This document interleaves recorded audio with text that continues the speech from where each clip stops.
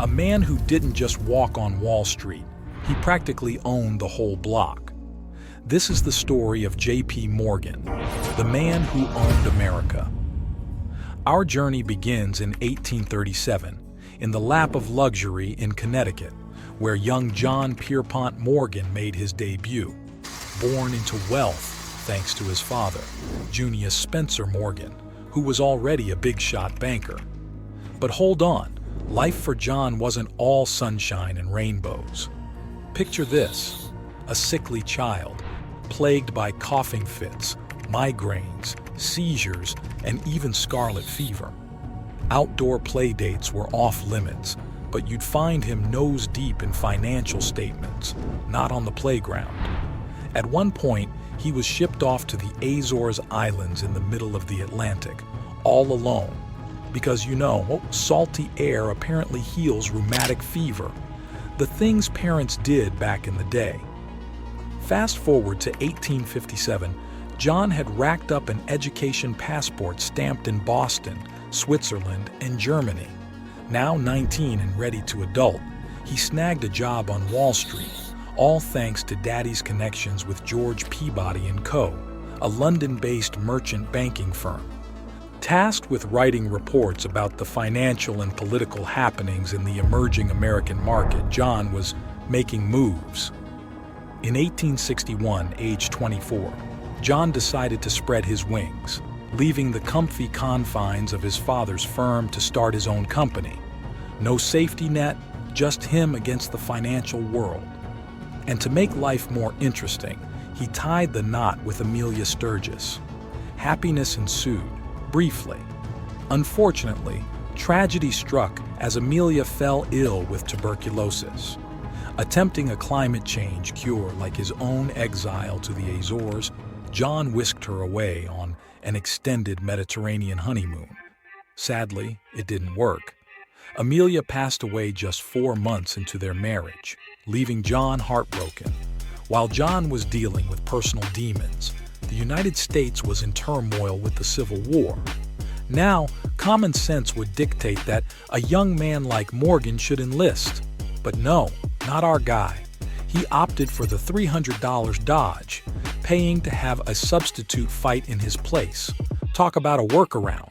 Imagine J.P. Morgan, the maestro of making things happen, orchestrating a jaw-dropping deal involving 5,000 surplus Hall carbine rifles. Purchased at a mere $350 each from the government, these outdated firearms underwent a magical transformation.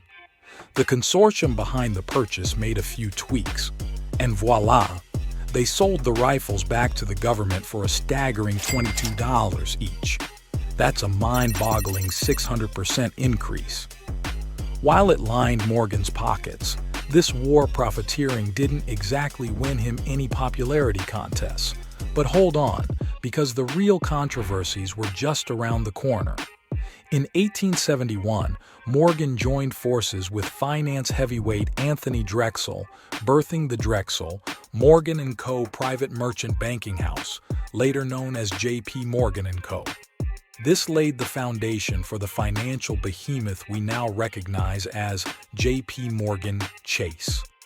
Morgan, initially a deal facilitator, transformed into a financial juggernaut. While others saw chaos in the sprawling American railroad system, Morgan saw a golden opportunity. Unlike industries dominated by single magnates, the railroads were a chaotic battlefield of competing companies slashing prices to win customers. But Morgan, ever the visionary, saw consolidation as the key. Enter Morganization, Morgan's brainchild. He snapped up underfinanced railroads, streamlined operations, and merged them into powerful conglomerates. No more fierce competition. Morgan's consolidated railroads set their own prices, and he ruled the table. But Morgan wasn't content with just shares. He craved control.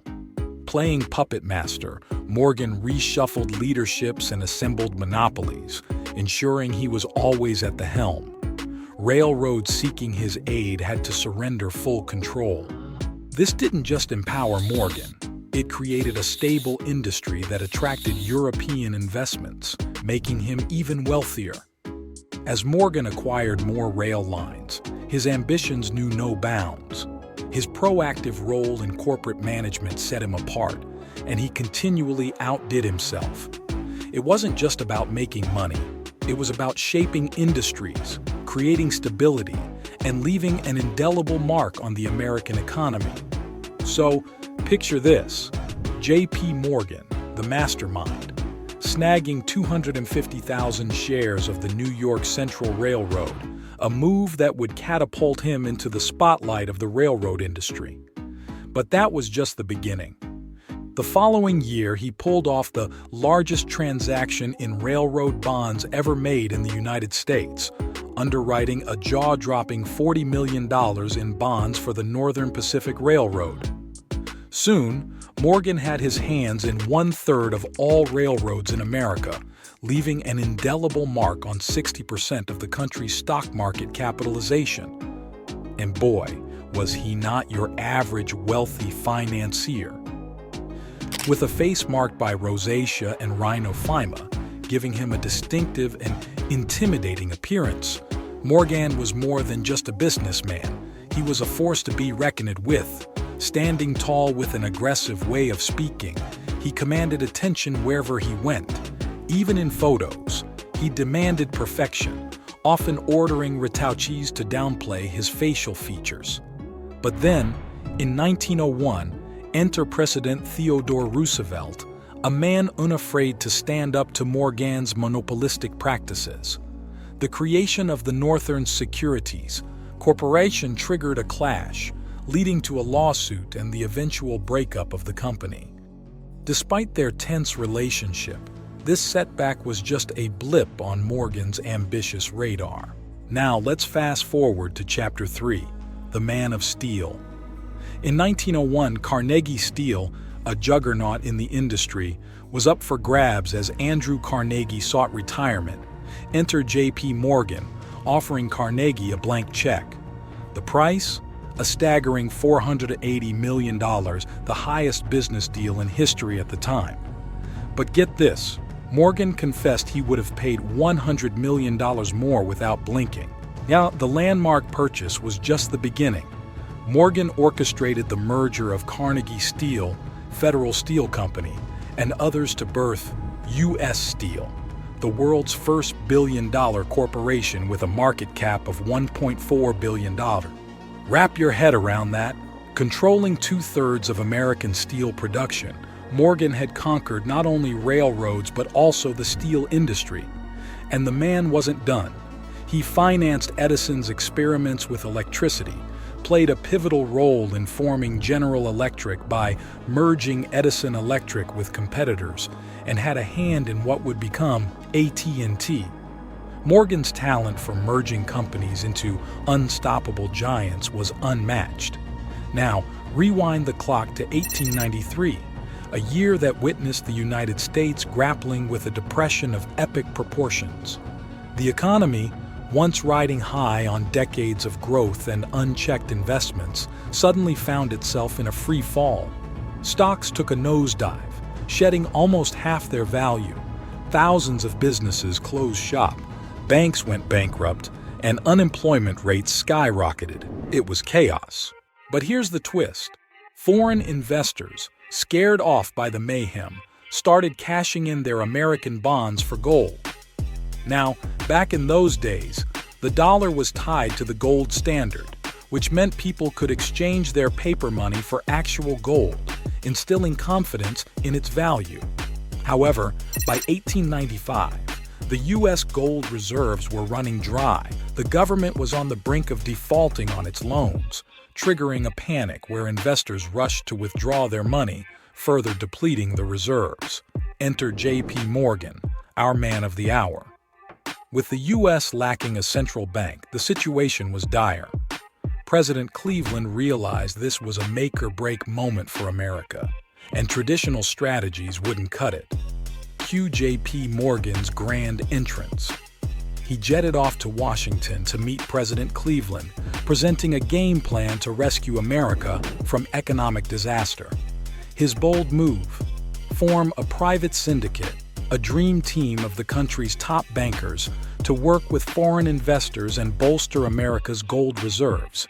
The syndicate, led by Morgan, offered to purchase $65 million worth of 30-year gold bonds using a whopping 3.5 million ounces of gold. Thanks to an old Civil War statute, President Cleveland could seal the deal without waiting for Congress. In a lightning-fast 22 minutes, Morgan's team snatched up all the gold bonds. Talk about speed. Morgan's decisive actions had an instant soothing effect on the volatile financial market, restoring faith in the economy. He practically single-handedly saved the U.S. from a total collapse. But of course, being the savvy businessman he was, Morgan didn't just save the day. He turned a tidy profit on the side by securing generous rates on the gold bonds. Now, while Morgan was hailed as a hero, some eyebrows were raised. It wasn't just about patriotism. Questions arose about whether Morgan's motivations were purely opportunistic, a move to line his own pockets. The whole episode showcased the immense influence and power of one banker on the entire U.S. economy, sparking a debate that echoed through history. Despite financial success, John's mental state deteriorates, marked by nervous breakdowns and struggles with negative media portrayals. Interestingly, he narrowly misses boarding the Titanic, choosing health over history. Meanwhile, the Pujo Committee paves the way for the Federal Reserve, acknowledging the need for a broader economic safety net. Sadly, John wouldn't see the fallout from this investigation. On March 31, 1913, the 75-year-old financier breathes his last while vacationing in Rome. His son takes over the business, ensuring the Morgan legacy lives on. The bank, now J.P. Morgan Chase, remains a financial giant, with assets estimated at a whopping $3 trillion, making it the largest bank in the world by market capitalization. Don't forget to like and subscribe for more.